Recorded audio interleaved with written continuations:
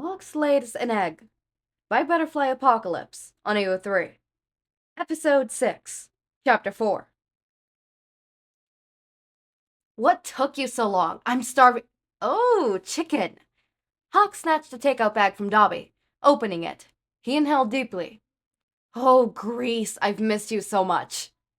Quit being dramatic. It hasn't even been a week. Dabi rolled his eyes. What's in the bag? Hawks asked with his mouth full. Dabi held up the bag in question. This? Well, you know how you were talking about needing a brighter light for candling omelet? Hawks' mouth fell open. While there was still fried chicken in it. Gross. You didn't. Dabi pulled out the extra strength search quality light. You did! Hawk squealed. He threw the chicken on the counter and quickly wiped his hands on his pants. Let's go candle omelet.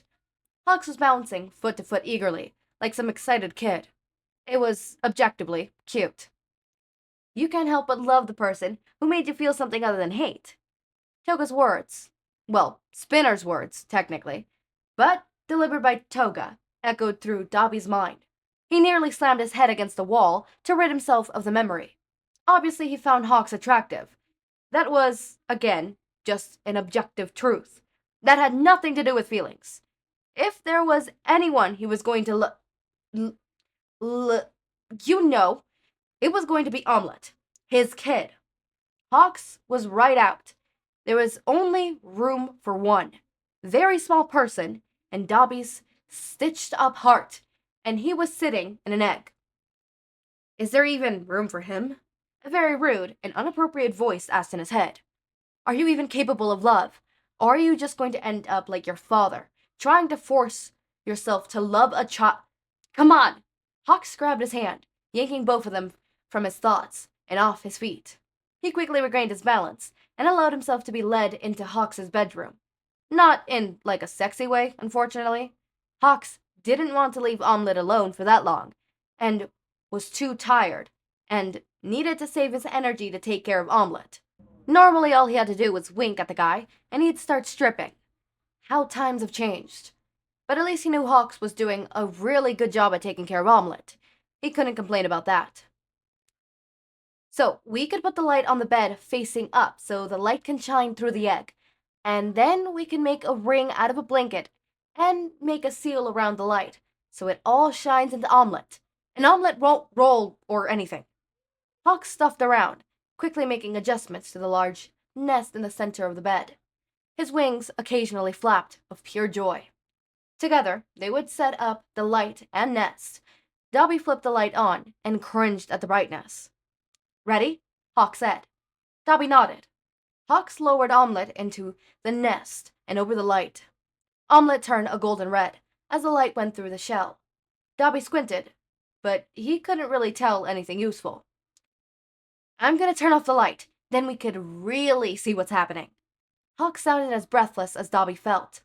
The lights went off. Dabi wasn't sure why, but he closed his eyes. He just needed a second. This was it. This was the moment of truth. When he opened his eyes, he would know indisputably whether or not he was going to be a dad. Some part of him knew that it wasn't necessary that he fall in love with Omelette immediately. On the mommy blogs he's read, yes, he was reading mommy blogs now, shut up. Some new mothers felt concerned when they didn't instantly feel a connection to their children. Mama Susan, a 39-year-old mom to 4, she had the best advice and recipes. Always reassured these new moms that sometimes the connection took time. Sometimes you needed to get to know the kid a little before you felt the world stopping love. It doesn't make you a bad mama. It just means you love your baby for who they are. XOXO, Mama Susan. P.S. Give your bundle of joy a smooch for me. And that was after the kid was born. It would be okay if he didn't feel immediately attached just from seeing a silhouette of the developing embryo. It didn't mean he was incapable of love. Even so, he felt a weird sensation that it was now or never. Like this would decide if he could ever actually love the kid. Or if he would turn out like his father. Hawks gasped. Dabi, look! Dabi opened his eyes. There, dancing at the top of the egg, was a little shadow, maybe the size of a golf ball. At first, Dabi thought it was frantically twitching. But no, He realized that Omelet's heartbeat. It was tiny and fluttering, but it was there. That was his kid's heart beating, pumping blood through the spiderweb of veins illuminating against the shell. That was his kid growing in there. That was... Whoa. In his time as a villain, Dabi had seen more than his fair share of blood, guts, and horror. He himself had incinerated plenty of people. He'd seen people torn limb from limb, decapitated, disemboweled, ripped apart, or disintegrated at the molecule level. None of that had fazed him. But standing in the dark of Hawk's bedroom, watching his baby turn quivering, dedicated heartbeat, he felt the world tilt around him. Hawks glanced up, Omelet's heartbeat reflected in his sparkling eyes. Isn't that amazing? You can see his heartbeat. Dabi, are you okay? Dabi passed out. Dabi's head hurt. Something cold was pressed against the back of it, so that was nice. He was also laying somewhere soft and comfy that smelled good. All in all, he was considered this situation a net positive, and no change was necessary. Wait. He burrowed further into the soft blankets. Now, no change was necessary. You awake there, Crispy? A familiar voice said with a chuckle. Reluctantly, Dabi peeked out an eye. Hawks's face hovered inches above his, grinning like a maniac. I didn't take you for a squeamish guy. I'll be honest with you, Hawk said, not moving away. Dabi mumbled into the blanket. Huh? I didn't catch that. Hawks tilted. I said, Dabi growled, lifting his face so his nose pressed against Hawks. Move your damn face. 'Kay, Hawks agreed. He tilted his head forward to press their lips together. It was chaste and brief, because Hawks smiled into it before it could go anywhere. But it was nice. Dabi briefly wondered if he was dreaming. But no, if he was dreaming, Hawks would be less irritating. Gross, he said, but couldn't help a small smile. He has a heartbeat. He has a heartbeat, Hawks squealed, right in Dabi's ear. Dabi fell back against the pillow, forgetting his tender head. Oh my god. We're gonna have to name him.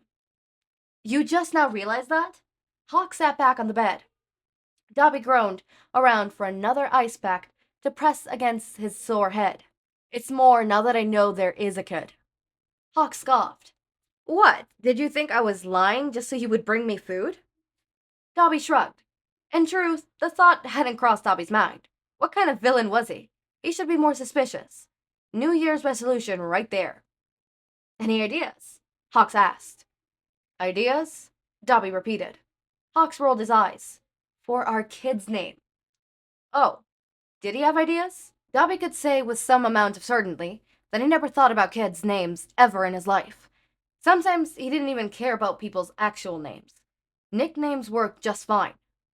Does Omelet not work? Dabi said. Hawks fixed him with a stare. You want to name our son Omelet? Yes, Dabi said. I don't see why not. It works so far. Hawks inhaled deeply. That's because he is an egg. Dabi shrugged again. Tamago, then. That's worse, Hawks insisted. What about just Tama? Dabi said. Hawks considered it. Tama, like Jewel? I mean, he is, He nodded to where Omelet was nestled in his nest. He is a treasure. Aw, Dabi, how surprisingly tender of you. Hawks cooed. Dabi did not brush. Shut up, I'm leaving. He rolled out of Hawks's bed, and was immediately hit by a wave of nausea. He crouched on the ground, holding his head. Shit, Dabi, are you okay? Hawks's voice was riddled with concern, and he was by his side in an instant. I think I have a concussion, he moaned. Dabi started laughing. That bastard. I'm serious, stop laughing. That just made Hawks laugh harder. Imagine all this time, all it took to take out the infamous Dabi was a heartbeat. Hawks said gleefully. I could be dying. Aren't you a hero? Shouldn't you help me? Dabi said. Oh, haven't you heard? He leaned into Dabi's personal space. I made a foyer into villainy. I thought you were having a hard time with that. Dabi commented, giggly. Suddenly Hawks was a lot more into his personal space. Oh, I'm having a hard time, alright, he whispered. Really? Really? Now, of all times. The one time he wasn't feeling up for it was the time Hawks was feeling frisky? I have a concussion, I don't want a bone.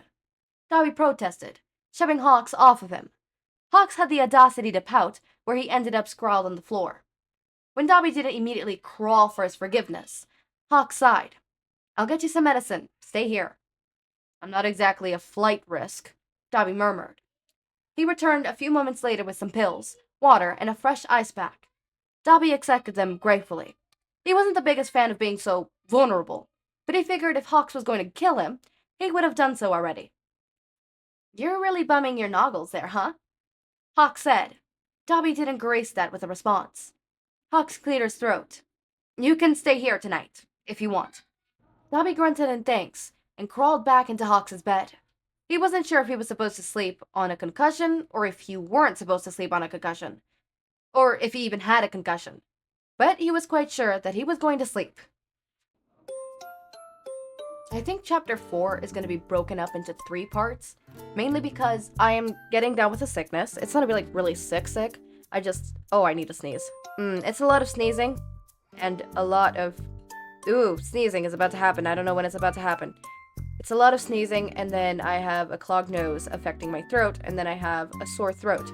So that's fun. I'm going to be drinking tea with honey and some lemon. I'm going to be eating my goldfish so that the salt of the goldfish and the cracker help alleviate some of my, ignore the screaming children, alleviate some of my pain. I'm going to be boiling water and smelling the gas and the fumes that come out of it because that is going to help alleviate some of the stuffy nose. And I'm going to be gargling salt water to help with the sore throat and get all the bacteria out and stuff like that. Because I have a routine for this because I get it on I